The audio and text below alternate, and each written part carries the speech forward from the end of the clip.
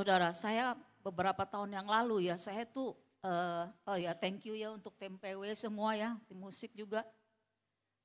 Shalom juga untuk yang ada di streaming ya. Begini saudara, saya waktu beberapa tahun yang lalu, saya merasa heran gitu saudara ya. Ada satu hamba Tuhan yang memang yang saya suka dengerin juga ya, khotbah-khotbahnya dia. Dia berkata bahwa selama 1 tahun dia khotbah tentang iman saudara. Saya bingung ya, saya pikir setahun loh, setahun itu berapa minggu ya. Dia 52 minggu khotbah tentang iman terus, saya bingung. Saya sampai penasaran, saya pengen cari di YouTube dia punya khotbahnya gitu ya. Pengen denger, emang apa aja yang dibicarain khotbah iman aja sampai 1 tahun gitu ya. Saya penasaran tapi saya nggak ketemu saudara, karena kan yang penting kan kita harus tahu judul-judulnya ya. Sedangkan saya kan nggak tahu dia judul-judulnya apa, cuman taunya temanya pokoknya tentang iman begitu. Saya bingung juga saudara, sampai ternyata kok saya sekarang jadi sering kali disuruh, kalau saya berdoa mau khotbah apa, kok khotbahnya tentang iman melulu begitu saudara ya. Aduh, saya pikir dulu saya mungkin kebingungan ya, kayaknya kok gimana orang kok bisa, ternyata saya juga sekarang jadinya khotbahnya iman tapi lain-lain gitu saudara. Intinya memang tentang iman begitu ya. Nah saudara, pada hari ini juga saudara ya, saya juga khotbah tentang temanya itu adalah work of faith ya. Jadi pekerjaan iman, sedangkan tahun lalu waktu saya khotbah adalah pekerjaan yang menyenangkan hati Allah. Jadi soal pekerjaan lagi pekerjaan, tapi kaitannya semua tentang iman saudara. Karena waktu dulu kan saya bahas tentang Ibrani 11 gitu ya. Nah sekarang saudara, selama saya belajar mempersiapkan khotbah saudara, baru khotbah yang kali ini yang saya rasa itu bikin saya banyak bingung saudara. Bingungnya bukan apa-apa, karena saya bingung ayat-ayat yang dikasihnya tuh apa hubungannya begitu ya. Jadi itu yang membuat saya bingung. Jadi sampai saya lama sekali saudara harus saya merenungkan, ini maunya kemana, ini larinya kemana ini ya. Saya tuh gak ngerti saudara. Ya, sampai saudara akhirnya setelah panjang lebar setelah saya pelajari saudara, baru saya ngerti ternyata Tuhan maunya kemana gitu saudara ya. Dan sekarang ini yang saya sampaikan buat saudara ya. Dari tadi pagi saya udah menyampaikan tentang 1 Tesalonika 1 ayat 3 saudara, yaitu tentang pekerjaan iman saudara. Bahwa iman itu menghasilkan pekerjaan loh saudara. Jadi iman itu enggak tinggal diam aja begitu saudara ya. Tuhan tuh kasih kita iman supaya apa? Supaya kita aktifkan iman itu. Ya, jadi iman itu menghasilkan pekerjaan. Nah pekerjaannya itu apa? Pekerjaannya itu yaitu tentang perbuatan-perbuatan atau tindakan-tindakan ketaatan kita saudara kepada kehendak Allah ya. Terus juga saudara, kalau kita melihat kan kayak Nuh segalanya, itu semuanya dibilang karena iman maka Nuh. Karena iman Abraham taat. Karena iman Abraham mempersembahkan Ishak. Karena iman maka Ishak. Karena iman maka Yakub. Karena iman maka Yusuf, karena iman maka Musa gitu ya. Jadi semuanya itu karena iman saudara. Jadi tokoh-tokoh iman di dalam Ibrani itu saudara, mereka melakukan perbuatan-perbuatan yang luar biasa itu saudara. Itu semuanya dasarnya karena iman. Bukan karena mereka yang mau, bukan karena mereka yang bisa saudara. Tapi itu karena iman yang mendorong mereka untuk melakukan itu saudara. Ya. Jadi saudara kalau ayat yang tadi pagi kita sudah bacakan, kalau dari 1 Tesalonika 1 ayat yang ketiga ini dari NIV saudara, dia bilang bahwa pekerjaan iman itu adalah pekerjaan yang timbul dari iman. Jadi bukannya sembarang pekerjaan kita lakukan ini, kita bilang ini untuk Tuhan atau segala macam gitu saudara. Tapi yang penting kita harus tahu dasarnya iman atau bukan. Kalau bukannya dasar iman, itu bukannya pekerjaan iman namanya saudara ya. Dan saudara harus ngerti bahwa Tesalonika ini adalah gereja yang dibentuk melalui pelayanan Paulus. Itu dalam waktu singkat loh saudara. Ada yang bilang cuma dalam waktu 3 minggu katanya. Atau ada yang bilang ada cuma beberapa bulan. Tapi gereja itu luar biasa saudara. Karena mereka itu banyak mengalami penderitaan. Mereka mengalami aniaya tapi mereka tetap teguh di dalam iman mereka saudara. Mereka saling tolong menolong satu dengan yang lain gitu. Sampai berita tentang mereka. Karena Paulus itu saudara cuma sebentar di sana karena dia diusir saudara. Dia ditolak sama orang-orang Yahudi di sana begitu ya. Jadi dia banyak saudara, sebenarnya Paulus itu sedang banyak mengalami kayak kita mah tuh patah semangat atau apa gitu ya, sedih kali gitu saudara ya. Karena dia masuk ke daerah-daerah mana gitu, itu banyak ngalamin ditolak melulu. Tapi waktu dia mendengar kabar tentang jemaat di Tesalonika, dia itu bersyukur kepada Tuhan. Dia diberkati, dia merasa dikuatkan saudara, bersukacita oleh karena apa berita-berita yang dia dengar dari jemaat di Tesalonika ini saudara. Meskipun mereka menderita tapi mereka tetap teguh di dalam iman mereka saudara. Ya, jadi saudara, kita melihat bahwa segala sesuatu saudara, meskipun kalau kita lihat itu dibangun dalam waktu singkat loh saudara. Tapi itu bisa menjadi jemaat yang kuat di dalam iman mereka saudara. Sekarang kan jadi pertanyaan kan kita saudara, bagaimana nih kita nih. Kita yang udah tahunan ya ikut Tuhan, apakah iman kita juga itu bisa bertahan saudara di dalam penderitaan. Karena jemaat di Tesalonika saudara yang dulunya penyembahan berhala saudara. Begitu mereka jadi Kristen, hidup mereka bukan lebih enak. Hidup mereka malah lebih susah saudara. Tapi karena iman itu saudara, mereka berpegang teguh kepada iman percaya mereka. Itu yang membuat mereka tetap bertahan. Bahkan itu menjadi satu hiburan, kekuatan buat Paulus saudara. Jadi kita melihat saudara bahwa iman itu harus dinyatakan dengan perbuatan. Kita nggak bisa kita bilang iya kepada Tuhan gitu, tapi kita nggak melakukan apa yang menjadi kehendak Dia, saudara. Tadi ibadah yang pertama itu saya membahas tentang itu, saudara ya. Jadi saya juga ceritakan bagaimana kesaksian daripada Candice ya. Ya Candice yang bilang sama ke Raymond gitu, dia bilang katanya, hari ini ada teman baru nggak? Katanya dia tanya gitu, ya. Kata Raymond enggak, katanya dia bilang yuk kita doa yuk, mau enggak? Iya dia doa katanya saudara. Dia doain teman-temannya yang sakit lah apa gitu. Dia minta juga Tuhan kirimin teman-teman baru begitu. Akhirnya saudara, dia sampai dia nyamperin Raymond lagi, dia bilang, doa dia dijawab katanya ada 4 teman baru katanya dia bilang begitu. Nah saudara, kita harus melihat saudara bahwa iman itu saudara, seperti tadi pagi saya bilang iman itu harus diaktifkan. Iman itu enggak tinggal diam loh. Kalau kita mau kekristenan kita ini berbuah-buah memiliki dampak saudara, itu harus diaktifkan. Tuhan enggak kasih iman kita cuman tunggu sampai kita punya masalah besar saudara. Baru kita pakai tuh, kita berdoa, kita pakai untuk bagaimana dengan iman kita harus menang atas masalah-masalah kita. Enggak saudara, iman itu harus dipakai saudara untuk segala keperluan dalam kehidupan kita sehari-hari. Harus terus diaktifkan saudara, supaya hidup kekristenan kita tuh enggak kayak rutinitas saudara. Ya, tapi hidup kekristenan kita itu menjadi ada satu semangat gitu saudara. Ya, karena kita banyak melihat hal-hal yang Tuhan kerjakan saudara. Tapi kalau kita cuman diemin aja, iman itu cuman dipakai kalau tunggu ada masalah. Saudara, iman itu enggak akan bekerja saudara dalam hidup kita ya. Nah seperti tadi saya udah janji ya bahwa saya di ibadah kedua saya ingin cerita saudara.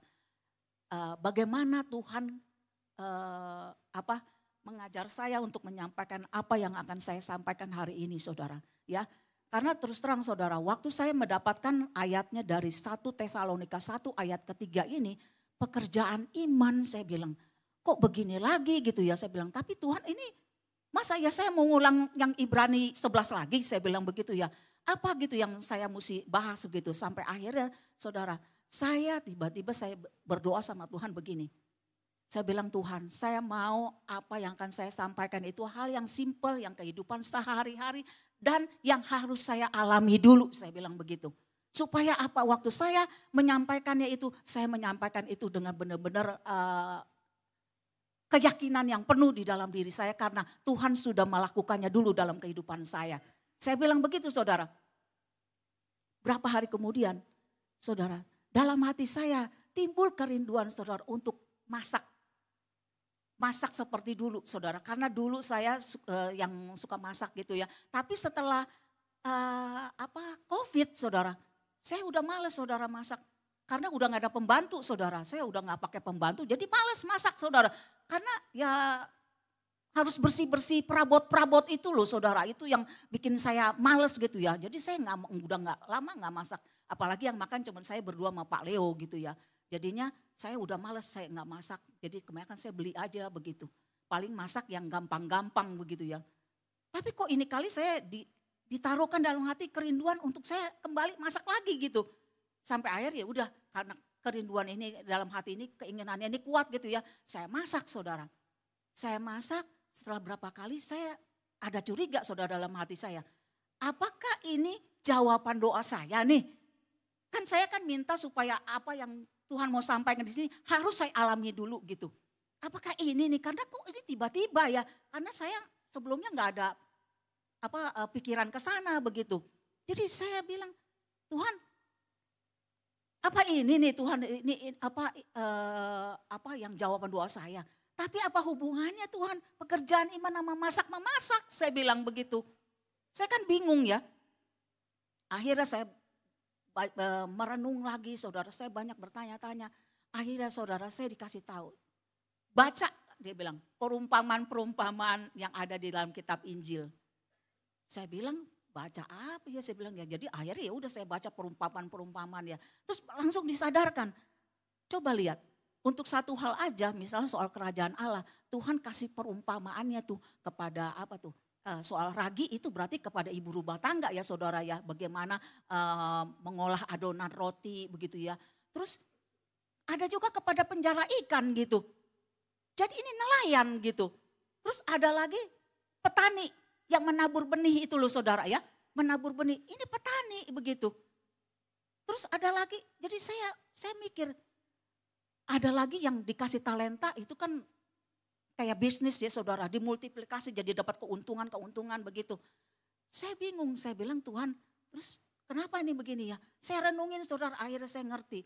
Oh jadi Tuhan tuh suruh saya kasih pengalaman ini masak-memasak, karena kan saya ibu rumah tangga gitu ya. Jadi dikasih hal-hal yang ini, karena kan perumpamaan itu Tuhan kasih itu sesuai dengan pengalaman hidup sehari-hari saudara. Yang gampang dimengerti gitu sama orang gitu ya. Tuhan nih lagi kasih perumpamaan apa gitu. Jadi sekarang dia kasih perumpamaan itu ke saya soal masak-memasak saudara. Ya pekerjaan ibu rumah tangga gitu saudara. Ya, sampai saya akhirnya tanya terus ini mau dikemanain lagi gitu ya. Saya bilang kalau memang Tuhan lagi mau mengajarkan saya ini apa kaitannya gitu ya. Kalau perumpamaan ini dengan apa yang Tuhan taruhkan di dalam hati saya gitu. Sampai akhirnya saudara. Ada kata lagi di dalam hati saya yang berkata seperti ini, dia bilang, pelajari apa itu artinya bekerja menurut firman Tuhan. Waduh, saya bilang kok jadi larinya ke sini gitu ya saudara. Jadi akhirnya ya saya nurut aja saudara. Saya pelajari itu saudara dari firman, dari kejadian saya pelajari apa ini maknanya bekerja gitu. Nah disinilah saudara, makanya tadi pagi saya udah bilang bekerja itu kutukan atau bukan? Pak dosen, bekerja itu kutukan atau bukan? Jadi akhirnya saya pelajarin saudara ini ya. Jadi waktu saya pelajarin terus terang saudara, saya juga masih belum tahu ini Tuhan mau bawanya kemana saudara. Tapi setelah terus pelan-pelan saya pelajari baru saya ngerti apa yang sebenarnya Tuhan mau ya. Jadi kita saudara tadi dikatakan bahwa iman itu menghasilkan pekerjaan. Iman yang sejati itu pasti akan menghasilkan pekerjaan saudara. Nah sekarang pekerjaan apa saudara dihasilkan oleh iman saudara? Pekerjaan pelayanan di gereja? Pelayanan di Komsel? Atau pekerjaan apa saudara? Nah sekarang yang jadi pertanyaan tadi saudara. Apakah sekarang saya mau jawab ini saudara? Apakah bekerja itu kutukan atau bukan? Ya. Kita tahu saudara dalam Kejadian. Waktu Tuhan tuh merestorasi alam semesta ini saudara. Selama 6 hari dia bekerja. Hari ke-7 baru dia beristirahat dari pekerjaannya. Jadi Allah bekerja enggak saudara?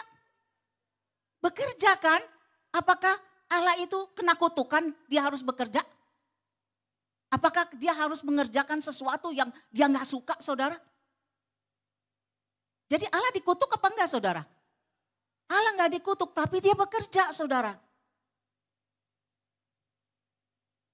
Jadi saudara, waktu Allah merestorasi bumi itu saudara, dia mencipta itu saudara. Jadi dia bekerja di dalam penciptaannya itu adalah sebagai tanda satu kemahakuasaan dia saudara. Betul nggak saudara? Dengan perkataannya jadi saudara, apa yang dia ngomong jadi. Jadi itu adalah menyatakan kemahakuasaan dia, menyatakan kebesaran kuasanya dia saudara. Nah, waktu dia berkata seperti itu juga saudara, kita bisa melihat bagaimana saudara Tuhan itu, Allah kita itu kreatifnya bukan main. Betul nggak saudara? Dia bisa ciptain bunga aja bisa macam-macam, warna aja macam-macam, pohon aja macam-macam, bentuk daun aja bisa macam-macam. Jadi kita melihat saudara bahwa Allah itu bekerja itu karena dia punya daya kreativitas yang tinggi. Jadi hakikat pekerjaan sebagaimana yang dirancang Allah sebelum kejatuhan dalam dosa itu adalah kreativitas. Jadi tindakan yang kreatif dan produktif dia mengatur, membentuk, mencipta saudara. Jadi ketika ia menciptakan manusia menurut gambarnya, dia menempatkan manusia dalam dunia yang telah ia buat saudara ya. Sambil berkata di dalam Kejadian 1 ayat 26 dan 28 ya. Supaya mereka berkuasa atas ikan-ikan di laut, burung-burung di udara, ternak, seluruh bumi dan segala binatang melata yang merayap di bumi. Penuhilah bumi dan taklukkanlah itu. Jadi waktu dia menciptakan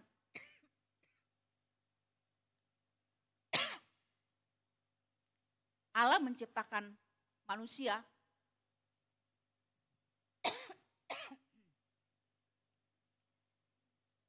Dia juga sudah menetapkan bahwa manusia itu harus bekerja. Betul nggak saudara? Kemudian di dalam Kejadian 2 ayat yang ke-15 juga dia katakan begini. Tuhan Allah mengambil manusia itu dan menempatkannya dalam Taman Eden untuk mengusahakan dan memelihara taman itu. Jadi sebelum kejatuhan dosa saudara, manusia itu juga memang diberikan tugas untuk dia juga bekerja saudara. Allah kita sebagai pencipta kita, dia aja bekerja.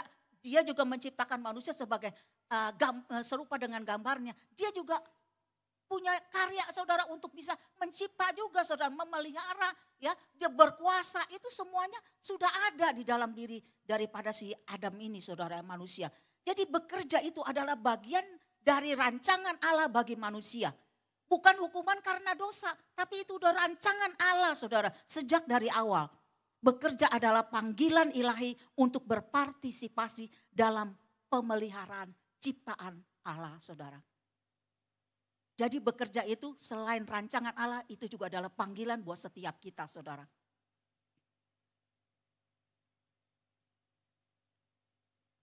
Jadi saudara setelah kejatuhan manusia ke dalam dosa saudara ya. Pekerjaan yang semula mulia itu berubah saudara. Menjadi beban, melelahkan, membuat frustrasi, menderita saudara. Jadi setelah kejatuhan dalam dosa, memang terjadi perubahan terhadap pekerjaan. Karena kutukan karena dosa itu membuat pekerjaan menjadi berat, sulit, penuh peluh dan penderitaan saudara. Jadi bukannya pekerjaan yang dikutuk, tapi tanah saudara. Ya, dalam Kejadian 3 ayat 17 sampai 19. Terkutuklah tanah karena engkau. Dengan bersusah payah engkau akan mencari rezekimu dari tanah seumur hidupmu. Dengan berpeluh engkau akan mencari makananmu. Jadi kerja menjadi sulit karena adanya kutukan atas bumi saudara. Ya. Tapi kerja itu tetap bermakna, tetap bernilai saudara. Karena apa saudara? Dalam Yohanes pasal yang ke-5 ayat yang ke-17. Tuhan Yesus berkata seperti ini saudara. Bapakku bekerja sampai sekarang, maka aku pun bekerja juga. Nah ini Tuhan Yesus loh saudara yang bilang. Bapaknya aja sampai sekarang masih kerja. Dia juga kerja juga sampai sekarang saudara. Nah jadi itulah saudara, bekerja itu saudara bukannya sesuatu yang apa ya saudara ya. Yang tadinya memang bekerja itu jadi sulit itu bukannya karena apa-apa saudara. Jadi karena kutukan atas bumi saudara. Tapi yang namanya bekerja tetap punya nilai saudara. Tetap punya makna ya. Jadi kalau orang yang bilang orang Kristen gak usah kerja capek-capek, gak usah kerja keras. Itu udah gak sesuai lagi saudara ya. Jadi Allah Bapa sejak awal penciptaan bekerja. Sampai sekarang Bapa juga masih bekerja saudara. Sekarang saudara, yang jadi masalah waktu Tuhan Yesus datang ke atas dunia, dia menupus dunia ini dari kutuk dosa. Jadi pekerjaan saudara setelah Yesus benar-benar saudara dia mati di atas kayu salib, dia benar-benar membebaskan dunia ini dari kutuk dosa saudara. Itu yang namanya pekerjaan jadi berubah saudara. Yang tadinya membuat lelah, membuat frustasi, jadi beban saudara, menderita, itu jadi berubah saudara. Injil, kabar keselamatan saudara. Itu adalah sebagai satu bukti saudara. Bahwa kita diselamatkan bukan karena kerja keras kita saudara. Kita memperoleh keselamatan tidak perlu saudara, enggak membutuhkan pekerjaan sama sekali saudara. Yang butuh cuman iman, percaya, kita terima apa yang menjadi karya Kristus di atas kayu salib itu yang kita terima. Dan kita menerima keselamatan itu saudara. Jadi saudara kita bisa melihat ya bahwa di dalam Injil aja saudara. Tuhan bilang keselamatan itu engkau tidak usah memperolehnya dengan kita harus bekerja keras. Keselamatan itu adalah anugerah, bukan hasil kerja kita. Di dalam Efesus pasal yang kedua ayat yang ke-8 sampai yang ke-10. Di sini kita melihat urutan-urutannya saudara ya. Sebab karena kasih karunia kamu diselamatkan oleh iman. Itu bukan hasil usahamu tetapi pemberian Allah. Nih di sini jelas saudara. Bahwa keselamatan itu adalah pemberian dari Allah. Bukan hasil kerja kita saudara. Terus yang pertama dibilangnya, itu bukan hasil pekerjaanmu, jangan ada orang yang memegahkan diri. Jadi sekali lagi saudara, bukan hasil pekerjaan kita. Karena kita ini buatan Allah diciptakan dalam Kristus Yesus. Waktu kita menerima keselamatan saudara, kita ini diubahkan menjadi manusia yang baru. Ya, manusia yang di dalam Kristus saudara, manusia baru, ciptaan yang baru. Itu yang terjadi saudara ketika kita menerima keselamatan. Terus ini saudara, yang terjadi adalah gini, kita diciptakan menjadi manusia yang baru. Terus yang ketiga saudara, kita diciptakan manusia baru untuk apa saudara menjadi ciptaan yang baru? Untuk melakukan pekerjaan baik yang dipersiapkan Allah sebelumnya. Ia mau supaya kita hidup di dalamnya. Jadi saudara, setelah kita diselamatkan, kita dijadikan manusia baru. Tuhan minta kita melakukan pekerjaan baik saudara.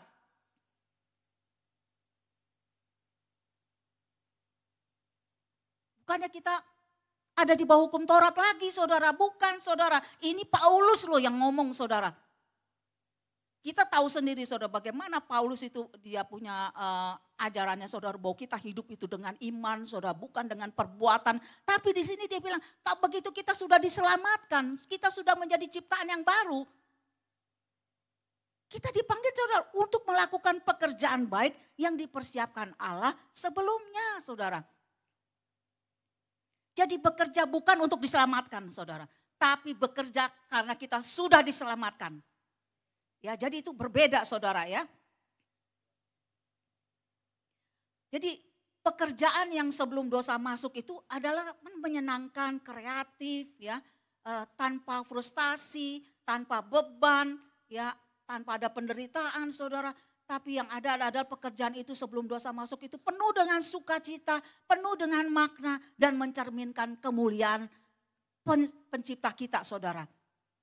Jadi sekarang saudara di dalam Kristus pekerjaan itu tidak lagi menjadi beban saudara. Karena dunia sudah dibebaskan, sudah ditebus dari kutuk dosa saudara. Tapi bagi orang-orang yang percaya di dalam Kristus.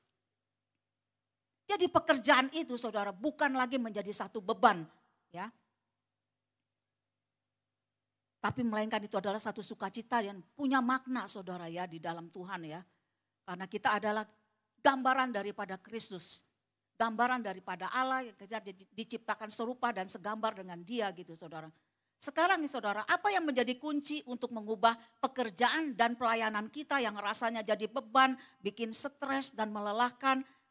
Tapi itu bisa berubah menjadi satu sukacita, mempunyai makna, bernilai dan menjadikannya untuk alat untuk memuliakan Kristus. Bagaimana caranya saudara? Di mana kuncinya ini saudara? Yang pertama saudara adalah kita lakukan itu untuk Tuhan. Apapun pekerjaannya itu saudara, kita lakukan untuk Tuhan. Kolose 3 ayat 23 ayat 24 berkata, apapun juga yang kamu perbuat, perbuatlah dengan segenap hatimu seperti untuk Tuhan dan bukan untuk manusia. Kamu tahu bahwa dari Tuhanlah kamu akan menerima bagian yang ditentukan bagimu sebagai upah. Kristus adalah Tuhan yang kamu layani. Jadi yang pertama adalah saudara, untuk kita menjadikan pekerjaan itu saudara bukan lagi menjadi satu beban yang melelahkan, yang bikin frustasi saudara, yang bikin menderita, adalah ketika kita membuat pekerjaan apapun yang kita lakukan itu untuk Tuhan. Tuhan yang menjadi Tuhan kita saudara.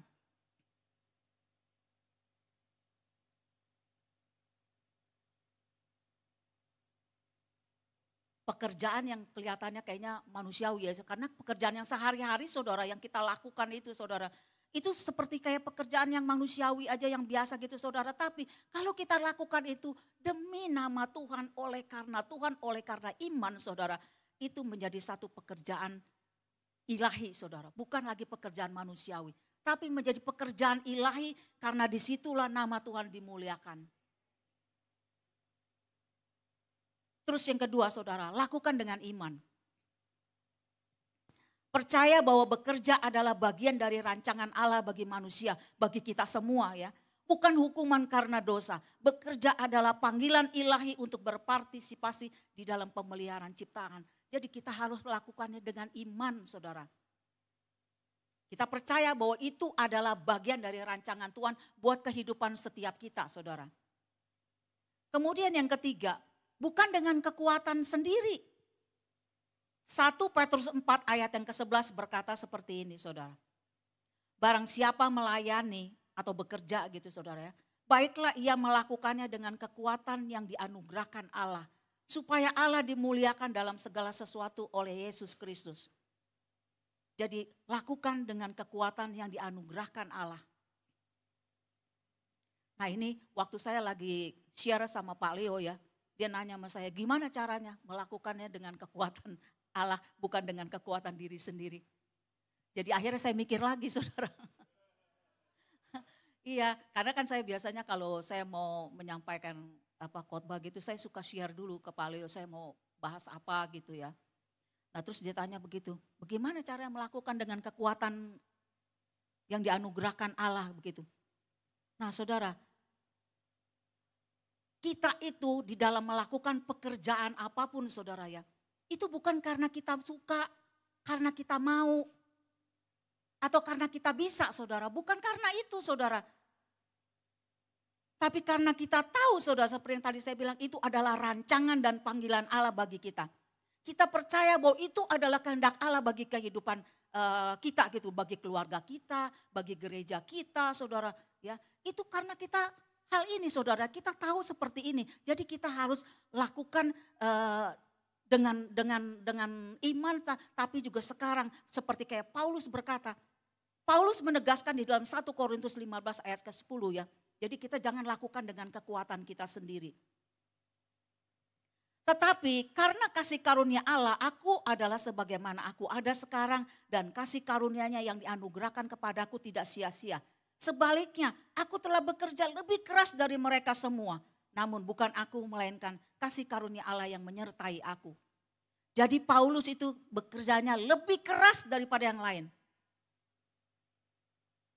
Kan hidup di bawah kasih karunia, kenapa harus kerja keras? Tapi Paulus nih saudara yang banyak mengajarkan tentang kasih karunia, tentang iman. Tapi dia bilang aku itu bekerja lebih keras daripada yang lain. Tapi bukan karena aku, tapi karena kasih karunia yang menyertai aku, dia katakan gitu saudara. Jadi beginilah saudara, rupa pekerjaan dalam hidup orang percaya. Dia bekerja keras tetapi itu bukan dengan kekuatan diri sendiri. Bekerja keras tetapi dalam anugerah. Itu yang bikin kita beda saudara ya. Jadi kita dapat bersukacita dalam pelayanan dan pekerjaan kita. Karena kita tahu bukan aku, melainkan kasih karunia Allah yang menyertai aku. Dan kasih karunia itu mengubah pekerjaan dari sesuatu yang berat menjadi sesuatu yang mulia. Saya mengalami ini saudara, makanya saya bilang sama Tuhan, saya alami dulu dalam kehidupan saya sebelum saya menyampaikan ini saudara. Sehingga saya tahu apa yang saya sampaikan itu adalah satu kebenaran, ya, kebenaran yang memang bisa kita alami saudara. Jadi karena kasih karunia yang mengubah pekerjaan dari sesuatu yang berat menjadi sesuatu yang mulia. Kasih karunia itu saudara, itu diberikan dengan cuma-cuma loh saudara. Dan kasih karunia itu saudara tanpa mengharapkan imbalan apapun. Jadi Tuhan berikan kepada kita saudara, dia enggak mengharapkan imbalan apapun. Dan saudara kasih karunia itu kita bisa dapat karena iman saudara.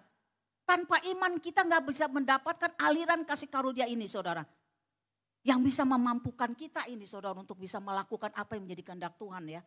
Dan dia waktu saya pelajarin saudara, dia berkata seperti ini saudara. Bahwa kasih karunia dan iman itu bekerja secara sinergis.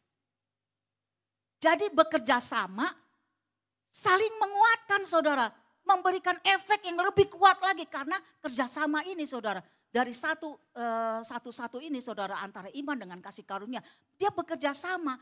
Jadi saudara ini yang membuat kita saudara bisa memiliki kekuatan pengaruh yang memungkinkan orang percaya untuk hidup dengan cara yang menyenangkan Tuhan dan dengan kemampuan untuk melakukan perbuatan baik dan menanggung penderitaan. Jadi karena kasih karunia saudara.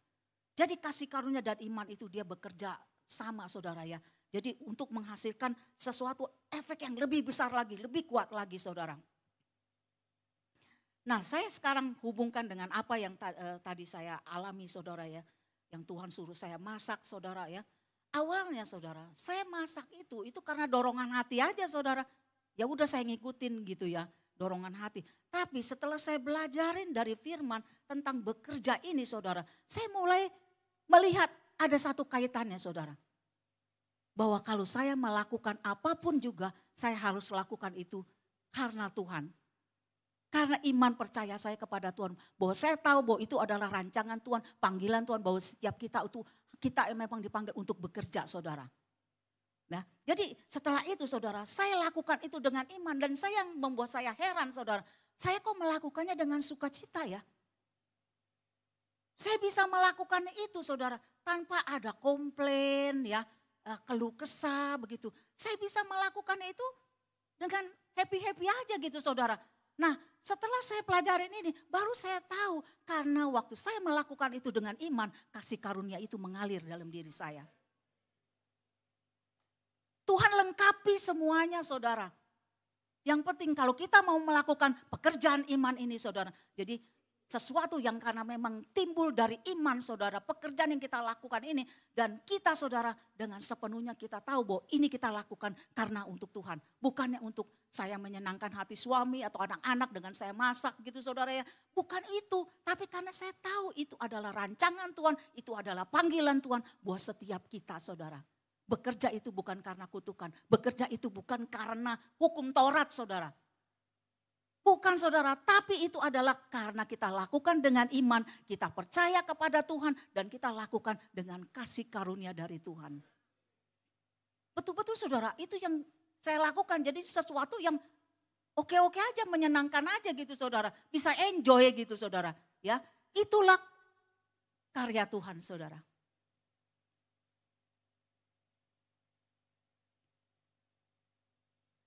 Jadi saat bekerja ataupun belajar di sekolah, melayani di gereja, melayani keluarga, lakukan itu dengan sukacita seperti untuk Tuhan. Dengan kekuatan dari Tuhan, dengan kasih karunia-Nya, untuk kemuliaan-Nya. Akhirnya saudara, pekerjaan yang kita lakukan bukan lagi pekerjaan manusiawi saudara. Tapi itu adalah pekerjaan ilahi, ya, pekerjaan yang memuliakan Yesus saudara. Pekerjaan yang bisa menjadi ibadah saudara. Karena kita lakukan itu untuk Tuhan dengan iman dan juga dengan kasih karunia Allah. Jadi itu bukannya pekerjaan manusia biasa saudara. Ya. Tapi itu bisa menjadi ibadah kita kepada Tuhan saudara. Kita sedang menghadapi musim movement and miracle saudara. Kita harus hidupi dengan iman saudara. Menaruh pengharapan akan terjadinya mujizat dalam hidup kita, di dalam keluarga kita, pekerjaan kita, sekolah kita, pelayanan di gereja juga saudara ya. Firman berkata bahwa orang benar akan hidup oleh iman.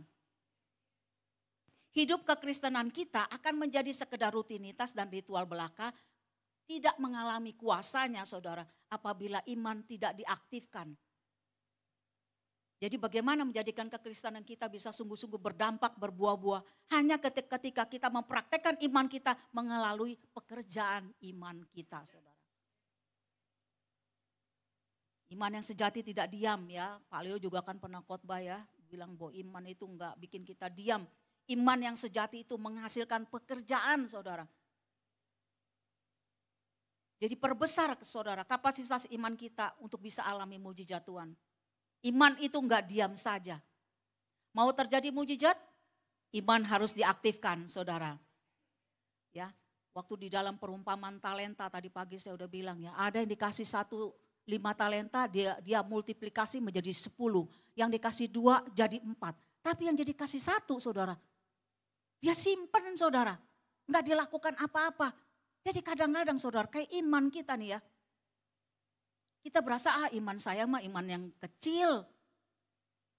Beda tuh kalau si A tuh misalnya, wah dia kalau doa orang kena stroke aja bisa sembuh loh. Sembuh dia ini, orang yang sakit jantung juga apa begitu saudara, sembuh didoain sama dia. Ya, yang sakit kanker didoain sama dia sembuh. Iman dia mah gede. Kalau saya orang sariawan aja didoain gak sembuh. Jadi kayaknya imannya kecil lah begitu saudara ya. Jadi akhirnya kita nggak aktifin saudara. Kita nggak pakai, kita nggak gunain iman ini saudara. Disimpan aja itu begitu. Nah saudara, Tuhan bilang itu adalah hamba yang jahat saudara yang seperti itu. Seberapapun kita diberikan anugerah ini saudara ya, kita harus kembangkan saudara. Ya, kita harus kembangkan dengan cara kita harus melatih. Iman ini harus dilatih, harus diaktifkan, harus terus diperbesar kapasitasnya saudara.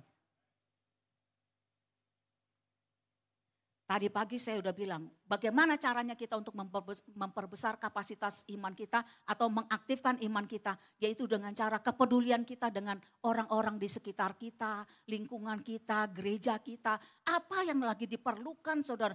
Apa ngelihat ada saudara yang sedang dalam kesusahan yang butuh dukungan doa, latih saudara. Iman kita ini saudara, supaya apa? Supaya kita bisa melihat mujizat demi mujizat terjadi. Sehingga saudara movement itu akan terjadi saudara. Di kantor misalnya saudara berdoa, Tuhan saya mau menjadi berkat di kantor saya ini. Tempat saya kerja. Saya mau supaya ada kuasa Tuhan dinyatakan. Supaya saya ini benar-benar menjadi terangmu di tempat saya kerja. Nah saudara, waktu saudara berdoa begitu, jangan cuma berdoa doang saudara. Saudara harus bertindak misalnya saudara. Saudara jangan suka berhitungan sama kerjaan. Ya, jangan langsung pulang. Kalau ada kerjaan yang masih bisa diselesaikan, selesaikan saudara. Jangan tunggu sampai besok-besok. Extra mile saudara.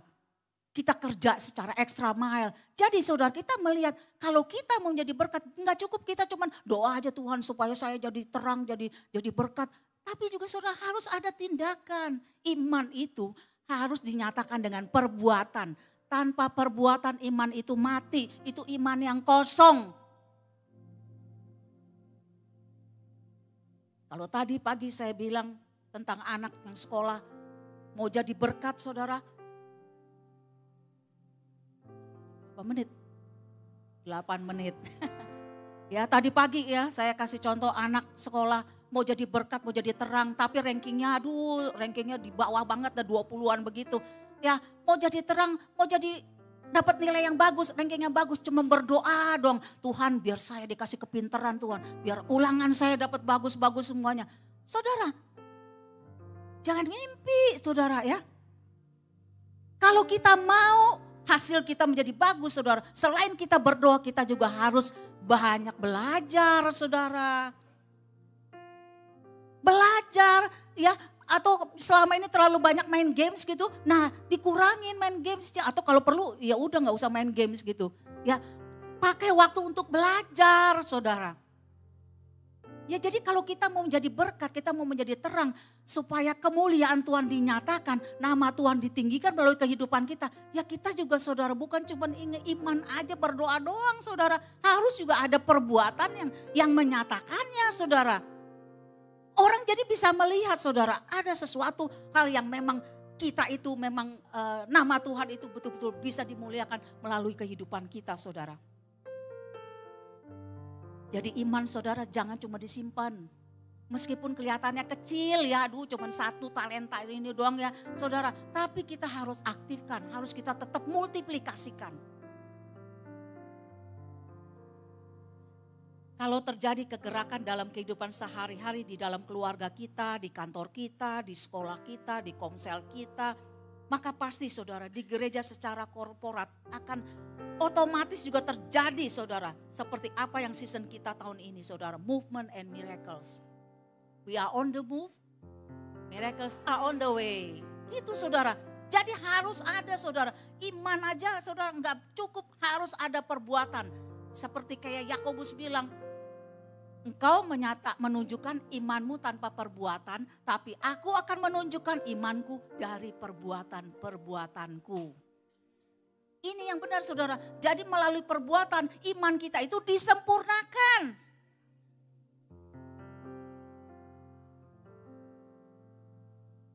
Jadi kembali saudara saya katakan ya bahwa movement itu terjadi dalam gereja lokal secara korporat. Kalau iman diaktifkan dalam kehidupan sehari-hari kita. Iman yang menghasilkan pekerjaan. Work of faith. Ya.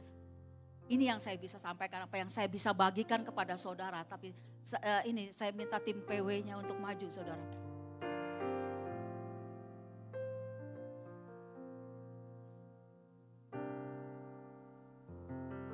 Jadi orang Kristen gak takut kerja ya, betul saudara? Apapun saudara, yang penting kita tahu bahwa kita lakukan ini dengan iman untuk Tuhan dan dengan kasih karunia dari Tuhan. Sehingga pekerjaan itu saudara, apapun jenis pekerjaannya itu bisa menjadi ibadah buat kita saudara. Ibadah kepada Tuhan saudara. Karena di dalam setiap pekerjaan yang kita lakukan, kita tahu nama Tuhan dimuliakan. Karena kita lakukannya itu saudara benar-benar menjadi satu pekerjaan iman yang betul-betul kalau di dalam Tesalonika aja itu Paulus begitu merasa diberkati, dia bersuka cita, dia dikuatkan saudara oleh karena kesaksian-kesaksian ini saudara. Biarlah kita juga masing-masing saudara, kita semuanya ketika kita mempraktekkan pekerjaan iman ini saudara, masing-masing dan kita ada banyak kesaksian-kesaksian dan bahkan waktu di gereja lokal ini saudara, itu akan menjadi satu movement yang membuat kita semangat saudara. Kita nggak menjadi khawatir saudara, kita nggak menjadi takut saudara bahwa ada sesuatu yang besar yang Tuhan percayakan, yang Tuhan kerjakan di tengah-tengah kita saudara. Mujizat itu bukan menjadi sesuatu yang kelihatannya jauh saudara. Tapi kita tahu bahwa mujizat itu ada di dalam perjalanan kita bersama dengan Tuhan. Di dalam tahun ini. Amin saudara.